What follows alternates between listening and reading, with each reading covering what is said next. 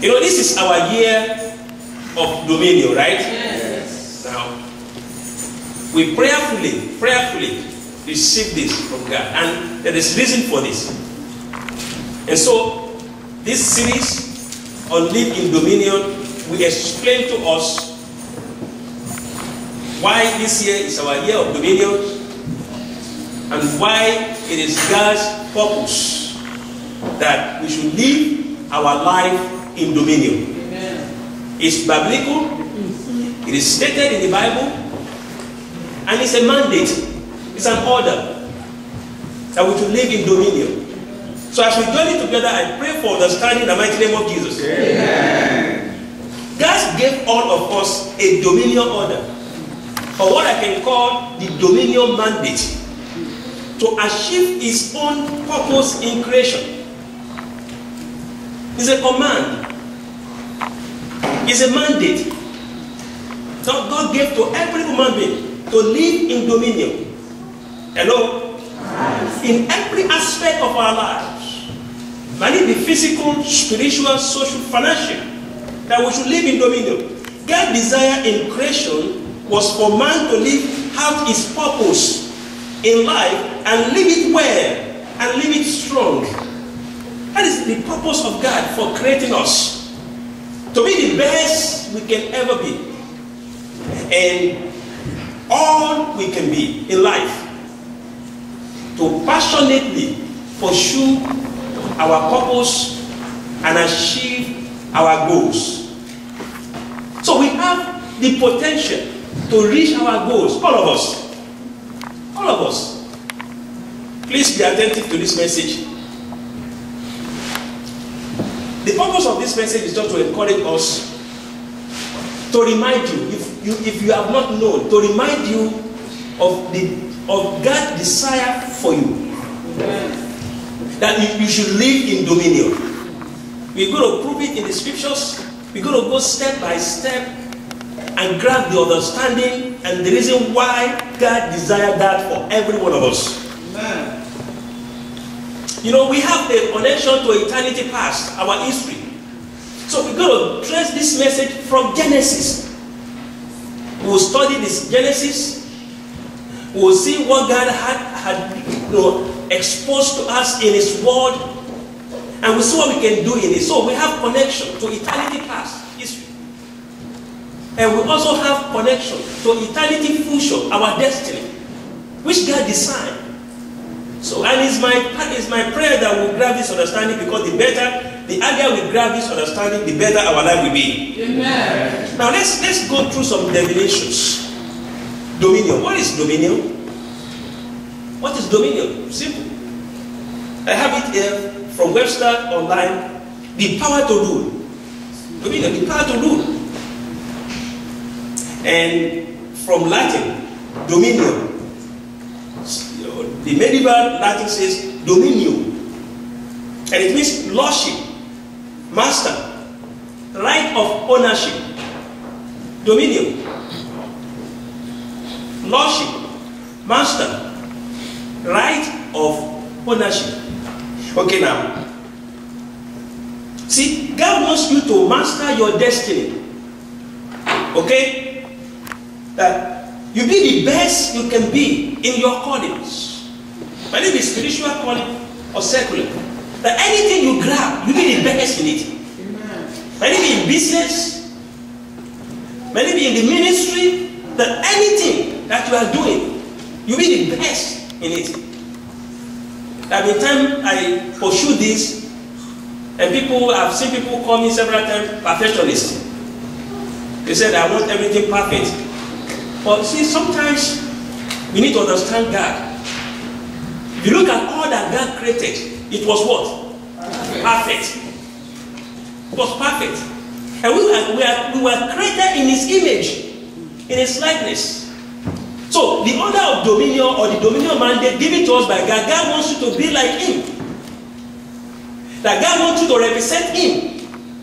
God wants you to be His ambassador in this life, in this world.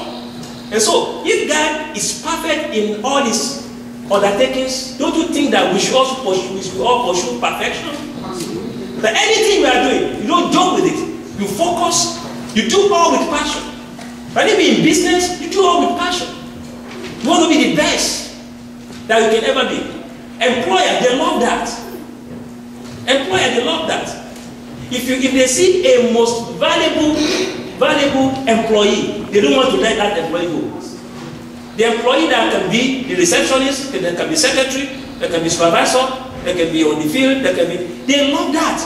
That you be the best that can ever be. I was discussing with one man, and he told me when he was working with Dunkin' Donuts, he tried as much as possible to know every stage of that business. So, and he said, Emmanuel, you know the logic in that? He said, let me tell you, for the period I was with them, it's not a big, boss in the city. He said, for the time I was with them, if they want just one person to call, they want me to be there, they want me to call. They can call her and say, don't come today, but he said it will be the last they will call, not to come. Because it can be in the kitchen, it can be the cashier, it can be this he said he mastered all the stages of that business. So now he became the most valuable employee in that business. Hello. God wants you to be the best you can ever be. If you are a wife, God wants to be the best wife. Hello. If you are an husband, God wants to be the best husband. If you are a child, God wants to be the best child. If you are in the ministry, you lay your hands on anything in the ministry, God wants to be the best there. In a secular life, if you are an architect, God wants to be the best architect. You pursue ideas. And this is what we're going to discuss in this message. Live in dominion. If you're a medical doctor, God wants to be the best in it. The best in anything. You don't do anything because it's expensive. The cost is so expensive. If you don't pursue perfection and if you don't pursue to be the best, the competition is high over there. The survivor is serious. So when you put in your best and you allow God to do his part, and God is faithful. Amen. Live in dominion. God wants you to master your destiny, be the best you can be in your calling, be the lordship, be the master. Be the, it's your life. So you don't want somebody to bring garbage into it's your life. Hello? Hi. It's your life, and you have that only life. So God wants to be the best and spend it well. You have the capacity to contain God. That's right. There is a seed in you. There is a king in us. We have the potential to excel. God will not say, do this, if he knows you can't do it. He is not going to ask you to do what you can do. So if God says, be the best, or if God says, have dominion, God knows you can have that dominion. Over this, because we hear the sea, the fish in the sea, what is mandate? Mandate is the instruction and order. Mandate. God giving you the order. Authoritative instruction. And it's derived from the Latin word mandatum, which means something commanded or something given into the hand of another. So God has given it to you the authority, the lordship in this environment. Are you with me? Yes, sir. It's like you looking at yourself in a mirror. When you laugh, hey, what are you going to see there? You're going to see. If you raise up your leg like this, what are you going to see on the mirror? If you do like this, I've seen people, they have this logic of praying. One lady was telling her husband, the lady desired her husband would be a pastor or a minister. And the lady was saying it, and I was hearing, it's kind of a discussion. He said, you should go in front of the mirror and say, I am a minister, I am a pastor, I am a minister. Speak it. You are speaking to yourself on the mirror. Then he was saying that, and I was beginning to wonder, is that going to work? So the lady was saying that it's an idea. That faith comes by hearing by the word of God. That when you keep saying it, you wake up in the morning, she told her husband, when you wake up in the morning, go in front of the mirror and be saying that. Be saying it. You say, I have this, I have this, I have this, I have this. And then the lady was introduced that to us, but I kind of look at it so funny. But if that is the idea, if that's what you believe in and you can achieve it, okay. But it's just like explaining this thing. God saying that we should have dominion. God saying you should represent me. God saying as He is in the world, so we should be. That God is saying that you are beginning this mandate. This mandate to go and rule, to go and take over, to go and enjoy the environment, to go and live your life according to His purpose, and live your life according to the mandate. Have dominion, to live in dominion. Hallelujah. Amen. So, God primary dominion mandate, and let's see that. Or will I ask you, what is God primary dominion mandate? That you will see in Genesis chapter 1, from verse 26. Then God said, let us make man in our image, according to our likeness. Let them have dominion. Hello? Let them have dominion. That was God's purpose. Over the fish of the sea, over the birds of the air, and over the cattle, over all the earth, and over every creeping thing that creeps on the earth. That was God's original primary purpose, that you are created. There's no missing it. God is not going to do anything without reason. God is not just going to enter a vehicle and say, just like you having somebody on the street and you stop by that person and say, can I help you? Can I give you a lift? And you say, oh, why not? And he or she gets into your car and you say, where are you going? Where can I take you? You say, I don't have destination. Oh, you don't have destination? Excuse me? Then where am I going to take you? Anywhere. God is not like that. God doesn't do things anyhow. God doesn't embark on a journey without destination. There's always purpose. So, the reason that God created man was explained in Genesis chapter 1 from verse 26. Take notice of it. For you to know the reason why you are here. Every other thing is secondary. This is the primary purpose. The God said, let us make man in our image according to our likeness. Talking to Trinity. Talking to those powers. Let us make man in our image according to our likeness. Let them have. No reason it. Clear-cut reason. Clear-cut purpose. It's not like, what do you mean? Excuse me? No. Let them have dominion over what? Over the fish in the sea, over the birds in the air, and over the cattle, over all the earth, and over every creeping thing that creeps on the earth. So, two important intentions here. One, let us make man in our own image. The intention made known in the image of God. Man will look like Him. Two, let them have dominion. Every clear purpose. This is very clear. Let them have dominion. And I have explained to you what I mean by dominion. Lordship. You are the manager. You are the master. Let them have dominion. A mandate given to them. So God said it, and God did it. In Genesis chapter 1 verse 27, so God created man in His own image. In the image of God, He created him, male and female, He created them. So listen, if God says something, He's going to do it. Yes, sir. Any word that comes out of the mouth of God must not return back to God void. I don't know what God has said about your life. Listen, God is going to do it. Amen. God is a promise keeper. Yes. God is faithful. Amen. If He says He's going to do something, He's going to do it. Amen. God will always remember His promises. God will always remember His people. And God will always remember your prayers. Amen. Triple P, I call it. Triple P. So he said that in verse 26, and when we get to verse 27, He did what He said He's going to do. Share with me Numbers chapter 23. Numbers 23. I want to give you some of this. God is not a man that He should buy, nor a son of man that He should repent. As He said it, and will He not do it? Or has He spoken and will He not make it good? What are those promises in your life?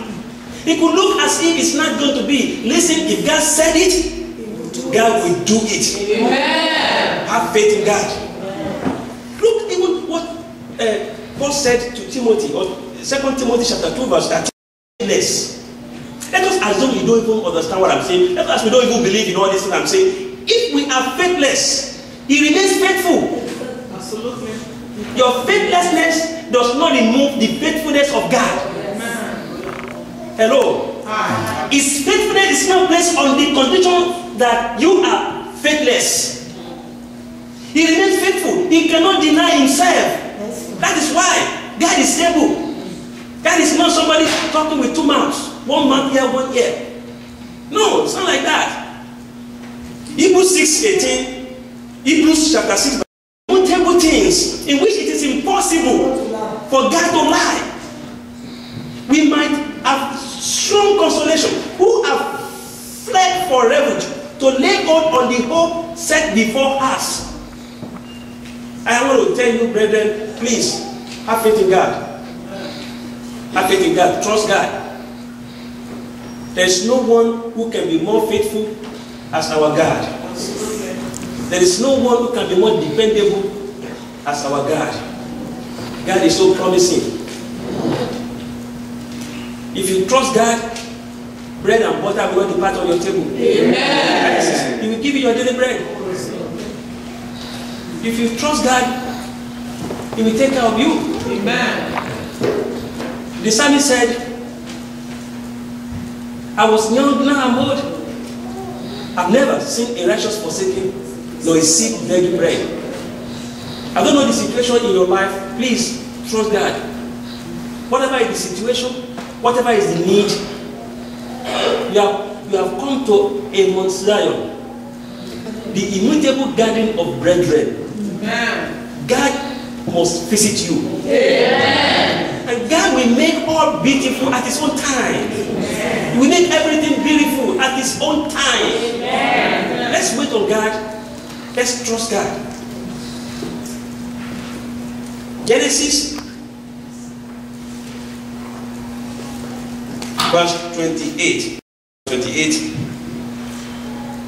And we want to read verse 15. He said, behold, I am with you and will keep you wherever you go, and will bring you back to this land, for I will not leave you until I have done what I have spoken to you. Talking to Jacob here. Sometimes God will pursue us to ensure that all His plans in our lives are fulfilled. The pursuit of God. Sometimes you may not want it, you may not like it, but God will pursue you.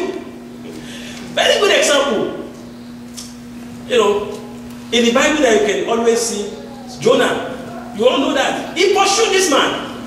He pursued Jonah to the last. Took some miracles to take him to where he didn't want to go. He's a faithful God. Now back to Genesis chapter 1. Look at verse 28. Don't lose the track, okay? We are proving the fact that God said we should have dominion. And the primary purpose why we were created in this place was that we are representing God here, and God gave us that command, what I call dominion mandate, to have dominion over what He created. So He has right to do that, right? He has right to do what you have right to do, to use whatever you have as you like it, right? Yes. You have right to do that. So God created us, so He's giving the order, the right. So let's go back to verse 28 of Genesis chapter 1. Say, God blessed them, and God said to them, be fruitful and multiply. Fill the earth and subdue it. Have dominion over the fish of the sea, over the birds of the air, and over every living thing that moves on the earth. So, He repeated that again, verse 28. Have dominion over the fish of the sea, over the birds of the air, and over every living thing that moves on the earth. So, to have dominion, to live in dominion, is talking about you being fruitful and you being multiplied. That you are fruitful and you multiply and you fill the earth and subdue it. That is to take care of what you have gotten, what you have received from Him. Now, you cannot be fruitful except you have a seed, right? Seed will bring fruit. And to understand multiplication or to multiply, you must understand fruitfulness. So, seed will come first, fruit will follow, and then you multiply. Fruit is a function of seed, and multiplication is a function of fruitfulness. So this we are going to prove in this message. Live in dominion. Are you with me? Yes, sir. How are you doing over there? Right. Excellent. By the grace of God, I'm doing fine here too. Now remember, the dominion mandate originally given to Adam and Eve was confirmed and expanded to Noah even after the first generation was wiped off. God never withdrawn it. So you see, I know we fell in the garden, our father and mother fell in the garden. They lost the relationship with God, but God promised to return it back through Jesus Christ. But however, listen to me, that dominion given to us in the Garden of Eden, given to us at the beginning, was never withdrawn by God. Can I prove it? Let's see Genesis chapter 9 from verse 6. Genesis 9 from verse 6. Whoever sheds man's blood, by man his blood shall be shed. For in the image of God he made man. Verse 7. And as for you, be fruitful and multiply. Bring forth abundantly in the earth and multiply in it. Renewed mandate. Dominion mandate renewed. The order of dominion renewed. Even David quoted this in Psalm. Look at Psalm 8. David said in verse 6, made him a little lower than the angels, and you have crowned him with glory and honor. You have made him to have dominion over the works of your hands. You have put all things under his feet. Hence, 2014 is our year of dominion. Yeah. What about you? It's my year. It's my year of dominion. 2014. This year, I will love it. This year I will love it. If as a church, say after me, if as a church, and as individual, for us to enforce our dominion mandate, and live a life of dominion, spiritually, physically, financially, to become that what God has proposed us to be. To become what God has proposed. The best in all that we do. In all that we do. And you are the best. That's what God wants us to do. And look, that seed is in you. You have that seed. See, sometimes, as we go through this message, sometimes when you enjoy fruit, fruit is juicy, right? You don't know that there's something in the fruit seed. Because it's not attractive. There's tendency for you to neglect the power that is in the seed. Whereas to continue to have that juicy fruit, seed cannot be underestimated. You need that seed inside that fruit. You need that seed. Have you heard of reverse engineering? China or the Chinese, I think they are the second largest industrialized guru in the world now. You know what? What they did was reverse engineering. Reverse engineering. Most developing countries, they want technology transfer. Nobody wants to transfer technology. You got to do the idea of reverse engineering. Let me tell you something. If somebody is giving you fruit every time, and he doesn't want to teach you how to get one, let's take example orange. All you have to do in the principle of reverse engineering is to get one orange for that person and begin to study what did this person, what did he do to have this orange.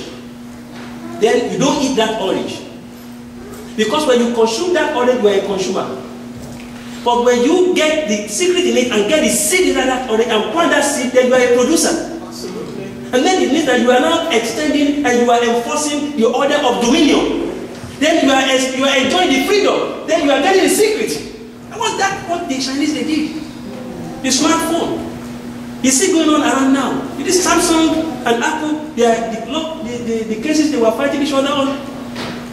You just get somebody's smartphone, you dismantle everything and see the secret in it, and go and produce your own. Gradually, it could be a fake, but gradually you master it.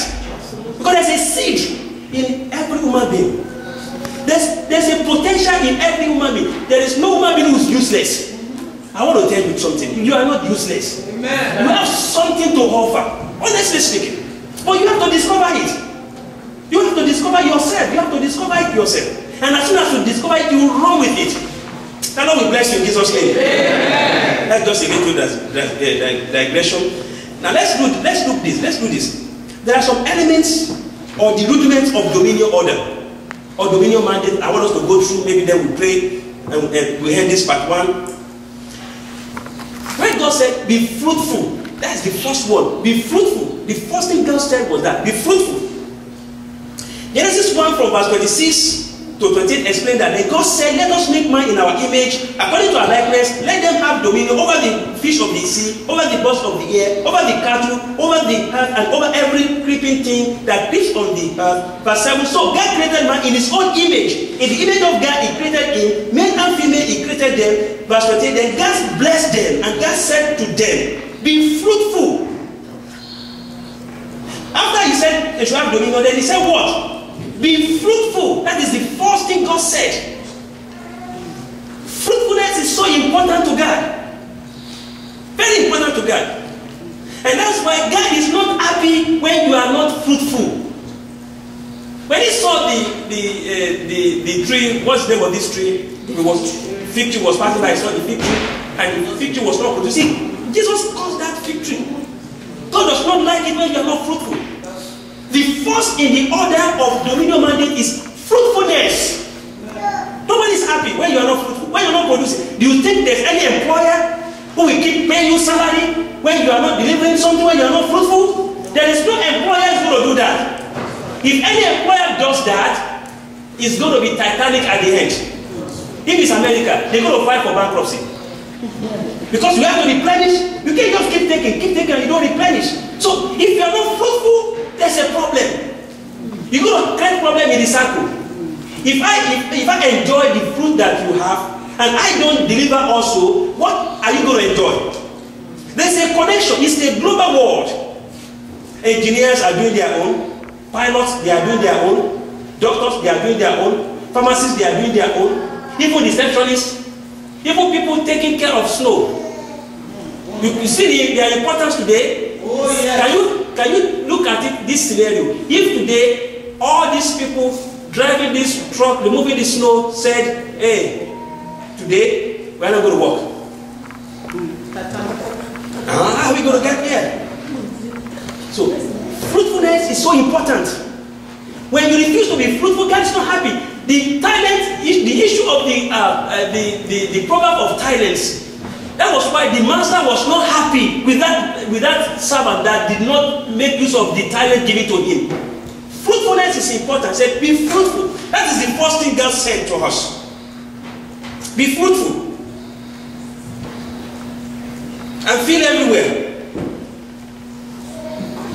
You see, if you look at that verse, let's check verse 6. He said, "Then God blessed them, and God said to them, be fruitful and multiply. Fill the heart." So after that fruitfulness was explained in verse 27, God repeated it again very well.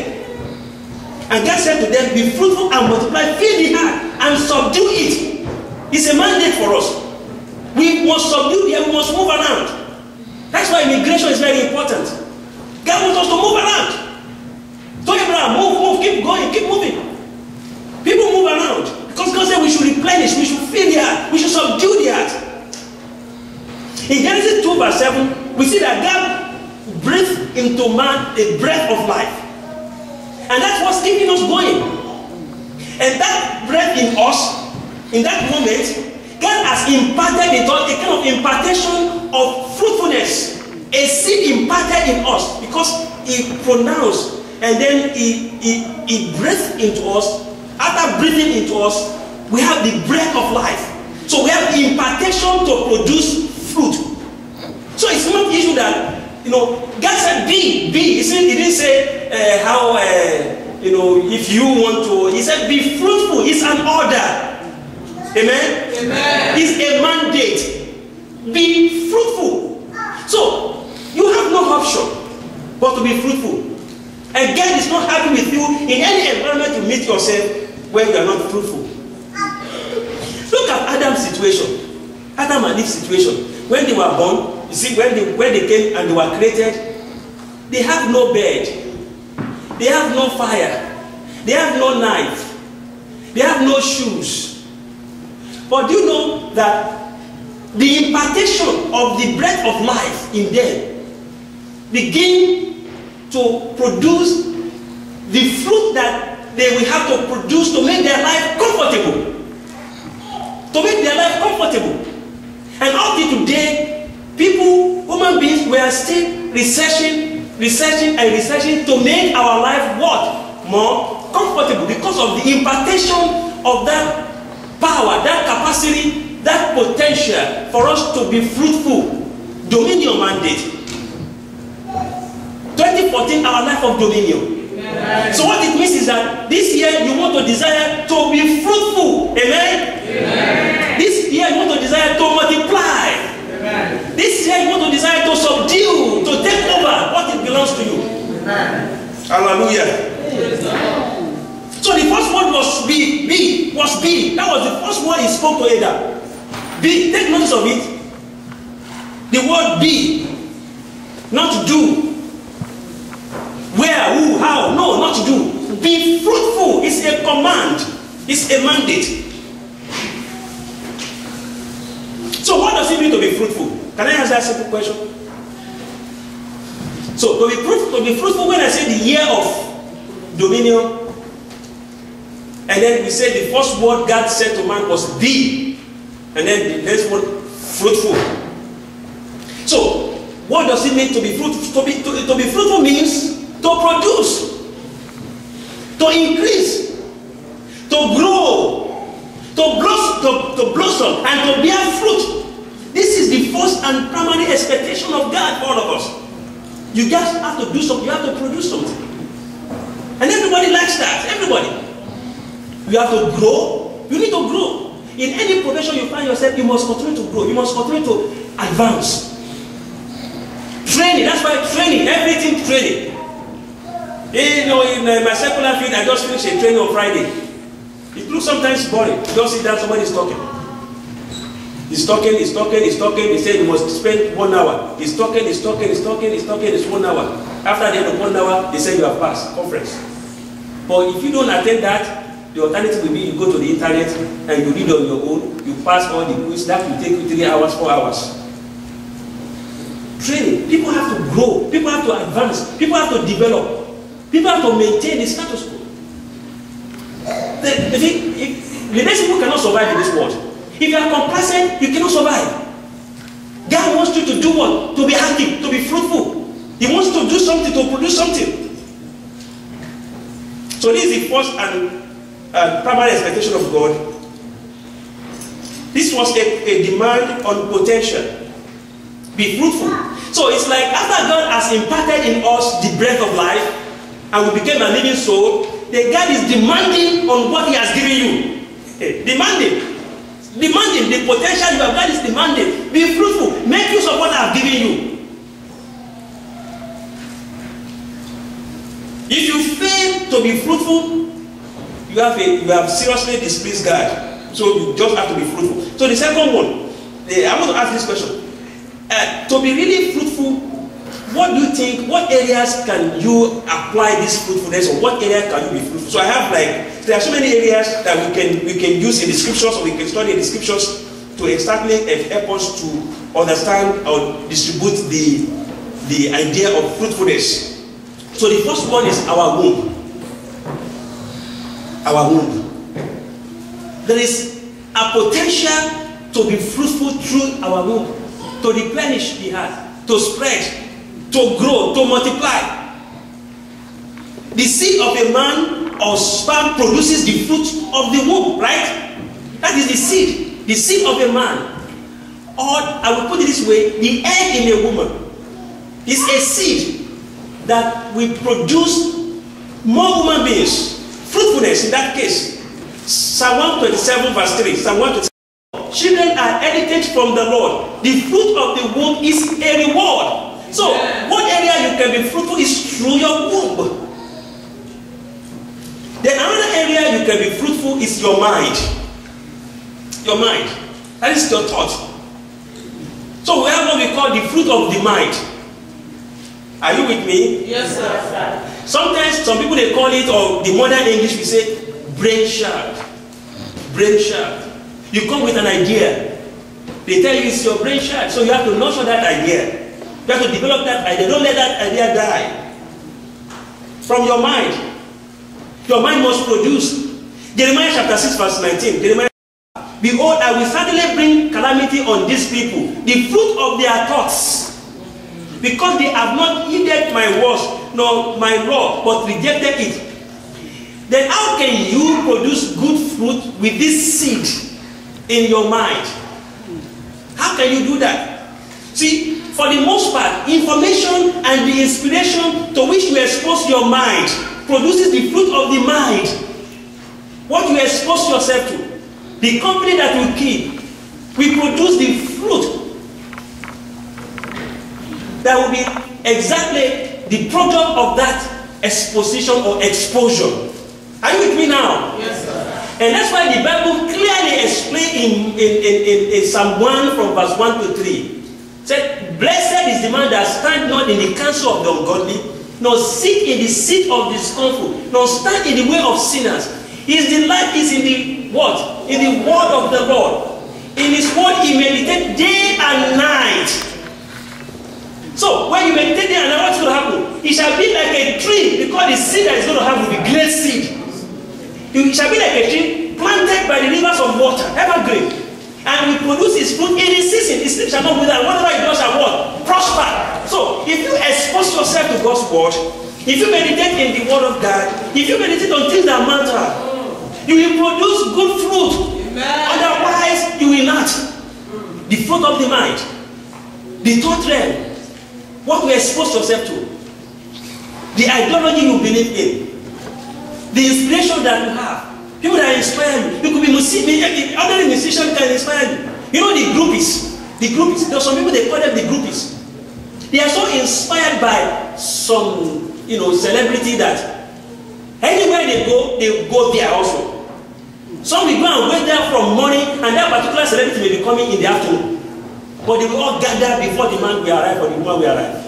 Because they believe in that person, they are moved by that person, they are inspired by that person, and exactly they will produce the fruit according to what they believe in. So watch out what you believe in, watch out what you expose yourself to. Mouth. Another area we can produce fruit is mouth. Mouth. Your mouth must produce fruit. This is also very close to mind. Must produce fruit. And see, the food that your mouth will produce can be productive sometimes or destructive. When you are talking, you are producing fruit. Are you with me? Yes, sir. Hello? Right. And that's why God is going to judge every idle word that proceeded from our mouth. Sometimes you can think it's a joke. Ordinary word can scatter an organization. Oh, yes. Just speaking. Ordinary just speaking carelessly can scatter a family. Speaking carelessly can cause one's bright future. Just speaking. Just speaking. Just recently, a lady just spoke. I think it's MNSBC, whatever in the news. She just spoke something carelessly about Mitt Romney, and then she was apologizing, weeping. She was weeping, and somebody was interviewed. They said she was not weeping because she was sorry. She was weeping because of her job. Oh, yeah. Paycheck. Because everybody said, I don't know her. No, I don't. She's not. We're going to fire her. You know, when you speak anyhow, people begin to run away from you. Your organization will deny you. They say you are alone. You are the one. No. Nobody has. No, she's speaking what is about, not representing us. Watch out what you speak. Watch out how you speak. Proverbs 18:20-21. Satisfied from the fruit of his mouth, from the produce of his lips, he shall be filled. Death and life are in the power of the tongue, and those who love it will eat its fruit. So when you are talking, you are producing fruit. Is the fruit going to be juicy or bitter? Wow. The word that you store in your heart produce the fruit of your mouth. That is why it's important to read the scriptures. It's important to listen to messages like this. Look at what Psalmist said in Psalm 119 verse 11. Hidden in my heart, that I might not sin against you. The second area you can produce, or the other element of producing fruit, is your hand. Your hand. Your hand. Your hand must produce. Listen to me, brethren. Necessity is laid upon you to produce with your hands. You got to work, brethren. Don't be lazy. A little sleep to your eyes. A little sleep. We do what? We make your poverty increase. It will cause frustration. We are not here for joke. You got to work. That's right. You just have to balance it. Hello? Hi. You just have to balance it. Oh. I can't say it better than that. Proverbs 31 from verse 30. And beauty is passing. For a woman who fears the Lord she shall be praised. Give her of the fruit of her hands, and let her own works praise her in the gates. Give her the fruit of her hands. Not only a woman, but even a man. You will be praised. The Lord bless us in Jesus' name. Amen. I know sometimes people overdo it, but I want to tell you the truth. If you are lazy, people, especially ladies, they don't like people that are lazy. They don't like listening. One man was sharing with us. We went to have lunch together. The man said, he was telling us his life history. He said when he wanted to marry somebody, he came from the United States. He went home to marry somebody, and they introduced him to someone. So as he was going, the man looks small stature, all kind. A good dress, he's a simple, he dress simple. So they said when he got to the lady asked, what kind of car did you bring? The lady asked him, what kind of car did you bring?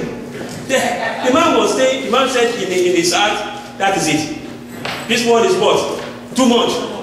Because you can't evaluate me based on material things. It doesn't. Yeah, it's dead on arrival. It doesn't mean that when I get this, cars or something like that, I'm hardworking. You don't know how I get the money. You don't know how I get the car. I can get these cars without working hard. Hello? Hi. So you don't know. But some people overdo it. But exactly another thing is that you just have to work. If you are lazy, you don't have problem. What this Bible is saying here is that it says shame is a deceitful and beauty is passing. Shame is deceitful. Say, but a woman who fears the Lord she shall be praised. Give her of the fruit of her hands. Amen. And let her own works praise her in the gates. Even a man too. Your own works will praise you in the gates. Your hard work, enterprise, and industry produce the fruit of your hands. The last one I think we should do before we go right now today, time is going, is spirit. Your spirit must produce. Do you know that? Your spirit must produce. And the word of God that dwells within you produces the fruit of the spirit. So Galatians chapter 5, 22-25 explain that joy, peace, long-suffering, kindness, goodness, faithfulness, gentleness, self-control. Against such there is no law. And those who are Christ have crucified the flesh with its passions and desires. If we live in the spirit, let us also walk in the spirit. So the fruit of the spirit are excellent. That we have to produce this fruit. So when God is saying that we should have dominion, we should be fruitful, this is the area we can be fruitful. I want to conclude in this case. This is a great human factor. Very important. Listen, I cannot say it better than this. I've explained it before. There can be no fruit without seed. So seed is very important. And when I say seed, what is seed? What is seed? Seed is a potential. You see, some of us we have potential. Seed is undeveloped capacity. Some of us we have some ideas that are not developed, that are in you. Develop these ideas. What we are capable of becoming that we haven't become is a seed. It's hidden, it's somewhere. Sometimes it's not attractive because it's not juicy. It's a seed. Sometimes if you want to chew it, it may be bitter. But that is the seed that will produce the fruit. It's very important. Seed. Seed is a director, a chief executive officer who is still just walking on the street without knowing. That seed is there. A medical doctor who is just still in a college not knowing what is going to be called. That is the seed. A receptionist who is just sitting down there as an employee who doesn't know that he's going to be an employer. That is the seed. You just have to discover it. You know, some of us, we have that seed of becoming an employer instead of an employee. So you want to check that seed, you want to bring the best from that seed and produce fruit.